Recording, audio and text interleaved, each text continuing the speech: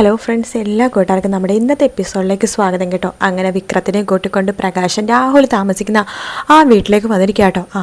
വീട് വലിയ തിരക്കേടൊന്നുമില്ല, പക്ഷെ ഞാൻ പരോളിന് ഇറങ്ങിയത് ഒരു ലക്ഷ്യത്തോടെയാണ്. എൻ്റെ പെങ്ങളുമാരെന്ന് പറഞ്ഞ രണ്ടെണ്ണത്തിനെ ഇല്ലാതാക്കിയിട്ട് ഞാൻ തിരിച്ചങ്ങോട്ട് പോവുള്ളൂ. ഈ ഓണത്തിന് അവർ ഓണം ആഘോഷിക്കാൻ പോണത് രക്തക്കുളത്തിലായിരിക്കും. അവർ ആഘോഷിക്കില്ല ഓണം. എന്തായാലും എനിക്കും രാഹുലങ്കളുടെ മകളായിട്ടുള്ള സരയൂനും ഗംഗേട്ടനും ഒന്നും ഓണവുമില്ല. അതുകൊണ്ട് അവരാരും ഓണം ആഘോഷിക്കണ്ട എന്ന് പറയാണ് വിക്രം. അതിന് അകത്തേക്ക് കയറി പോകുന്നുണ്ട്. പ്രകാശിൻ്റെ മുഖമൊക്കെ അങ്ങോട്ട് മാറുവാട്ടോ.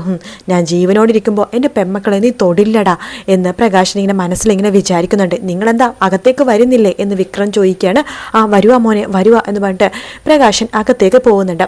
അതിനുശേഷം കാണിക്കണത് നമ്മുടെ രൂപേനെയും ചന്ദ്രസേനെയാണ്. ചന്ദ്രസേനൻ രൂപയെടുത്ത് പറയുന്നുണ്ട് പ്രകാശനാണ് വിക്രത്തിനെ കൂട്ടിക്കൊണ്ടു പോയെന്ന്. അത് കേൾക്കുമ്പോഴേക്കും രൂപ പറയുന്നുണ്ട്, എന്നാലും ആ പ്രകാശൻ എന്തിനെ വിക്രത്തിനെ കൂട്ടിക്കൊണ്ടു പോയതെന്ന് ചോദിക്കുമ്പോൾ, ഇനി അയാൾ കാണിക്കുന്നതൊക്കെ നാടകമാണോ ചന്ദ്രേട്ട? നമ്മൾ വിചാരിക്കുന്ന പോലെ അയാളുടെ സ്വഭാവം മാറിയിട്ടില്ലേ? അതിലെനിക്ക് സംശയമുണ്ടോ. എന്തായാലും വിക്രത്തിൻ്റെ പുറകിൽ എൻ്റെ ഗുണ്ടകളൊക്കെ അവരുടെ കൂടെ തന്നെയുണ്ട്. അതുകൊണ്ട് വിക്രം നമ്മളൊന്നും ചെയ്യാൻ പോകുന്നില്ല, നമ്മളെന്നല്ല ആരെയും ഒന്നും ചെയ്യാൻ പോകുന്നില്ല. പക്ഷെ പ്രകാശിനെ മാറ്റമാണ് നമ്മളെ സംശയിക്കേണ്ടിയിരിക്കുന്നത്. നമ്മുടെ ജീവൻ രക്ഷിച്ചത് അവനാണ്.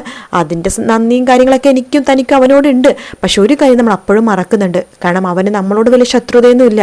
പിന്നെ രാഹുലിൻ്റെ ഇതിൽ പെട്ടിട്ട് നമ്മളെ സഹായിക്കുന്ന പോലെ നടിച്ചിട്ട് നമ്മുടെ വിശ്വാസം നേടാൻ വേണ്ടിയിട്ടാണോ അവർ ഈ ചതി കാണിച്ചതെന്ന് നമുക്കറിയില്ലല്ലോ എന്ന് പറഞ്ഞുകൊണ്ടിരിക്കുക. ഈ ആമിനി അങ്ങോട്ടേക്ക് വരുവാണ്. അയ്യോ സാറേ, അതിന് തന്നെയാണ് അവരങ്ങനെ ചെയ്തത്. പ്രകാശൻ ഒരിക്കലും മാറാൻ പോകുന്നില്ല എൻ്റെ സാറേ. പ്രകാശൻ നിങ്ങളെ സഹായിച്ചത് എന്തിനെന്നറിയാവോ? ആ രാഹുലിൻ്റെ കൂടെ നിന്ന് രാഹുലിൻ്റെ ചതിയെല്ലാം മനസ്സിലാക്കി നിങ്ങളെ രക്ഷിക്കുന്ന പോലെ കാണിച്ചു. അപ്പം നിങ്ങൾക്ക് അവനോടുള്ള വിശ്വാസം കൂടിയില്ലേ? നിങ്ങൾക്ക് മാത്രമല്ല കല്യാണി മോൾക്കും കിരൺ മോനും കാർത്തിക മോൾക്കും അവരുടെ അമ്മക്കൊക്കെ വിശ്വാസമായിട്ടുണ്ട്. അപ്പം അതുതന്നെയാണ് അയാളുടെ ഉദ്ദേശം എന്ന് പറയാണ്. രൂപ പറയുന്നുണ്ട്, ചന്ദ്രേട്ടാ എന്തായാലും കല്യാണി മോളോടും കിരണിനോടൊക്കെ ഒന്ന് സൂക്ഷിക്കാൻ വേണ്ടി പറഞ്ഞേ. കല്യാണി മോളോട് പറയണം ഇനി പ്രകാശനെ കാണാനൊന്നും പോകണ്ടെന്ന്. അതിനാ കിരണിനോട് പറഞ്ഞിട്ടുണ്ടോ. അതുകൊണ്ട് താൻ പേടിക്കൊന്നും വേണ്ട. എന്നാലും പ്രകാശനെ ശരിക്കും അങ്ങോട്ട് മനസ്സിലാക്കാൻ പറ്റുന്നില്ല. ചിലപ്പോൾ അയാൾ അവൻ്റെ കൂടെ കൂടിയിട്ട് കല്യാണി മോൾക്കെതിരെ അവനെന്തെങ്കിലും ചെയ്യുന്നുണ്ടോ എന്ന് അറിയാൻ വേണ്ടിയിട്ടായിരിക്കും. എന്തായാലും അവൻ എന്തായാലും വിക്രത്തിനെ കൂട്ടിക്കൊണ്ടുപോയത് ഒട്ടും തന്നെ ശരിയായില്ല എന്ന് ചന്ദ്രസേനൻ പറയുമ്പോൾ രൂപ പറയേണ്ട, അതേ ചന്ദ്രേട്ടാ അതൊരിക്കലും ന്യായീകരിക്കാൻ പറ്റാത്ത ഒരു കാര്യമാണ് എന്ന് പറയാണ്. അതിനുശേഷം കാണിക്കുന്നത് നമ്മുടെ സരയൂനെയും അതുപോലെ തന്നെ മനോഹറിനെ ആട്ടോ. സരയൂനോട് മനോഹർ പറയുന്നുണ്ട്, അതേ മോളു നമുക്കേ എന്തൊക്കെ വന്നാൽ കുറച്ച് പുറത്തൊക്കെ പോയിട്ട് പർച്ചേസൊക്കെ ചെയ്യണം, നമ്മുടെ മോൾക്ക് കുറച്ച് കളിപ്പാട്ടമൊക്കെ വാങ്ങിക്കണം എന്ന് പറയാണ്. സരിയു പറയുന്നുണ്ട്, അതെന്തിനാ മനുവേട്ടൻ നമ്മൾ ഇവിടെ നിന്ന് കളിപ്പാട്ടം വാങ്ങിക്കണത്? അല്ല മനുവേട്ടൻ എന്നെ മാത്രമാണ് അമേരിക്കയിൽ പോണത്, മോളെ കൊണ്ടുപോകുന്നില്ലേ? അതെന്ത് വർത്താനോ മോളു നീ പറയണത്? നമ്മൾ 3 പേരും കൂടി അല്ലേ പോകുന്നത്? അല്ല പിന്നെ എന്തിനാ ഇവിടെ നിന്ന് കളിപ്പാട്ടം വാങ്ങിച്ചുകൊണ്ട് പോണത്? അവിടെ കളിപ്പാട്ടം കിട്ടില്ലേ? എൻ്റെ മോളു അവിടുത്തെ കളിപ്പാട്ടം കിട്ടും, പക്ഷെ ഇത് ഇവിടുത്തെ പോലത്തെ കളിപ്പാട്ടം അവിടെ കിട്ടില്ലെന്നേ. അപ്പോൾ ഇവിടുത്തെ കളിപ്പാട്ടത്തിലും ഇവിടുത്തെ അന്തരീക്ഷത്തിലും വേണം നമ്മുടെ മോൾ അമേരിക്കയിൽ വളരാനായിട്ട്. അവളൊരു അമേരിക്കൻ മലയാളി തന്നെ ആവണം. അവൾ വളർന്നു വലുതായിട്ട് ഒരു അമേരിക്കക്കാരൻ മലയാളിനെ തന്നെ അവൾ വിവാഹം കഴിക്കണം എന്ന് പറയാണ് മനോഹർ. അത് കേട്ട് സരിയു മനസ്സിൽ വിചാരിക്കണം, എൻ്റെ മോൾ വിവാഹം കഴിക്കാനേ പാടില്ല എന്നാ എൻ്റെ മനസ്സിൽ. വിവാഹം കഴിക്കാതെ അവൾ ഒറ്റക്കാലിൽ ഒറ്റയ്ക്ക് നിൽക്കണം, അതാടാ ചെകുത്താനെ എൻ്റെ ആഗ്രഹം എന്ന് സരിയു മനസ്സിൽ വിചാരിക്കുന്നുണ്ട്. എന്താ മോള് വിചാരിച്ചത്? ഒന്നുമില്ല, മോള് ചെറുതാണ്. പക്ഷെ മനുവേട്ടൻ മോളെക്കുറിച്ച് ഒരുപാട് സ്വപ്നങ്ങൾ കാണാൻ തുടങ്ങിയാലോ? അതെങ്ങനെയാ മോളു? എൻ്റെ മോളുവിനെ കുറിച്ചും ഈ മോളിനെ കുറിച്ചൊക്കെ സ്വപ്നങ്ങൾ കാണും, നിങ്ങളെക്കുറിച്ചൊക്കെ വിചാരം മാത്രമേ എൻ്റെ മനസ്സിലുള്ളൂ. അതുകൊണ്ട് മോൾക്ക് ഇഷ്ടപ്പെട്ട കുറച്ച് കളിപ്പാട്ടങ്ങളൊക്കെ നമുക്ക് വാങ്ങണം. അതിന് മനുവേട്ടൻ പോയി വാങ്ങിച്ചോ? അയ്യോ നീയും കൂടി എൻ്റെ കൂടെ വരണം, എനിക്ക് മോൾക്ക് ഇഷ്ടപ്പെട്ട കളിപ്പാട്ടങ്ങൾ അത്രയ്ക്ക് അങ്ങോട്ട് അറിയില്ലല്ലോ. മനുവേട്ടൻ വാങ്ങിച്ച കളിപ്പാട്ടം എന്തായാലും എൻ്റെ മോൾക്ക് ഇഷ്ടമാകും എന്ന് പറയാണ്. നമ്മുടെ മോളെന്ന് പറയൂ മോളൂ എന്ന് പറയാണ്. അതെ എന്നാൽ നമുക്ക് പോയാലോ? പോവാം മനുവേട്ട എന്ന് പറയാണ്. സരു മനസ്സിൽ വിചാരിക്കുകയാണ്, എന്തൊരു ജന്തുവായത്, എന്തൊരു അഭിനയം അവൻ്റെ. എനിക്കിത് കിട്ടണം, ചെയ്ത പാപങ്ങൾക്ക് ഫലമായിട്ട് ഞാൻ അനുഭവിച്ചുകൊണ്ടിരിക്കുന്നത്. വൃത്തികെട്ടവൻ, നിനക്ക് ഞാൻ വെച്ചിട്ടുണ്ടാ എന്നൊക്കെ സരിയു മനസ്സിൽ വിചാരിക്കുന്നുണ്ട്. ശേഷം അവർ രണ്ടുപേരും കൂടി ഒരു ടോയ്സ് ഷോപ്പിലേക്ക് പോകാൻ വേണ്ടി ഇറങ്ങും കേട്ടോ. അതിനുശേഷം കാണിക്കുന്നത് കിരണിനെയാണ്. കിരൺ കല്യാണി അടുത്ത് പറയുന്നുണ്ട്, കല്യാണി എന്തായാലും നിൻ്റെ അച്ഛൻ വിക്രത്തിനെ കൂട്ടിക്കൊണ്ടാ പോയത് ഒട്ടും ശരിയായില്ല എന്ന് പറയുമ്പോൾ കല്യാണി പറയുന്നുണ്ട്, കിരണേട്ടാ അത് ചിലപ്പോൾ വിക്രത്തിൻ്റെ നീക്കങ്ങൾ അറിയാൻ വേണ്ടിയിട്ടായിരിക്കും അച്ഛൻ കൂട്ടിക്കൊണ്ടു പോയത് എന്ന് പറയുമ്പോൾ ദീപ പറയണ്ട, എന്നാലും മോളെ അയാളെ സൂക്ഷിക്കണം എന്ന് പറയാണ്. കിരൺ പറയണ്ട, അതെ അതെ അയാൾ എന്തായാലും ഈ വീട്ടിൽ കയറ്റേണ്ട കല്യാണി എന്ന് പറയുമ്പോൾ അതിനെ ആര് കയറ്റുന്നു, ഞാനങ്ങനെ കയറ്റുന്നില്ലല്ലോ കിരണേട്ടാ. എന്നാലും എനിക്ക് തോന്നുന്നു അച്ഛൻ വിക്രത്തിന് കൂടെ നിൽക്കണതേ രാഹുലിനെ പോലെ ചതി എന്തിനു ചെയ്യുന്നുണ്ടോ എന്ന് അറിയാനായിരിക്കും. അച്ഛൻ ഹോസ്പിറ്റലിൽ കിടക്കുന്ന സമയത്തും ഇത് തന്നെയാണ് പറഞ്ഞുകൊണ്ടിരുന്നത്, വിക്രം ഞങ്ങളെ ഉപദ്രവിക്കുന്നു മാത്രമാണെന്ന് അച്ഛൻ്റെ വിചാരം. അതിനുവേണ്ടി വിക്രത്തിന് കൂടെ നിന്ന് വിക്രത്തിൻ്റെ നീക്കങ്ങൾ മനസ്സിലാക്കുന്നവരെ അച്ഛൻ പറഞ്ഞു.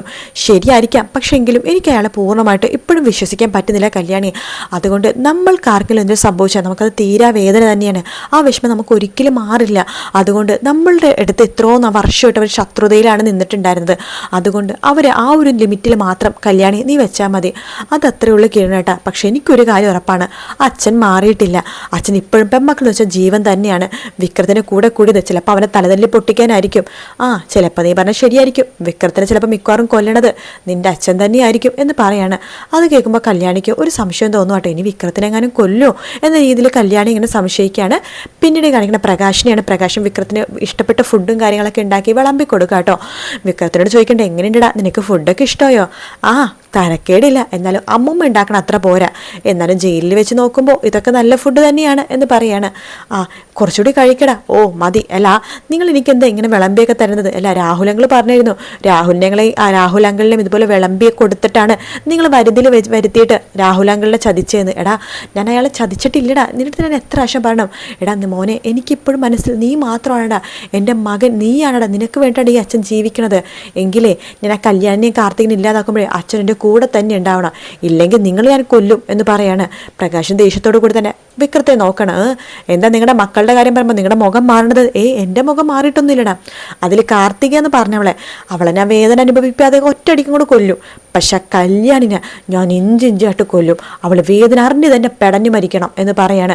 പ്രകാശിൻ്റെ മുഖമൊക്കെ കൊണ്ട് മാറും കേട്ടോ. പിന്നെ നിങ്ങളുടെ മുഖം മാറിയല്ലോ. എന്താ നിങ്ങൾക്ക് പെമ്മക്കളോട് സ്നേഹമുണ്ടോ?